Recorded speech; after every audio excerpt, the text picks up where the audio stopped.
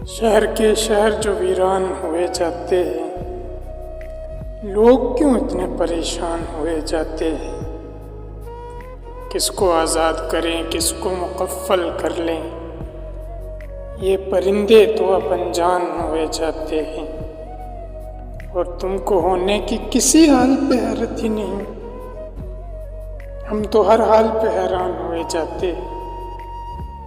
चंद ही रोज किसी घर में थकन छोड़ के हम फिर कहीं वक्त के मेहमान हुए जाते हैं। उसकी एक चुप में सलामत है हमारी बस्ती, उसकी गुफ्तार से नुकसान हुए जाते हैं। तुम कभी आओ तो देखो मेरा हाले दिल भी, हम तो अब हिजर से हलकान हुए जाते हैं। शहर के शहर जो वीरान हुए जाते हैं, लोग क्यों इतने परेशान हुए जाते हैं।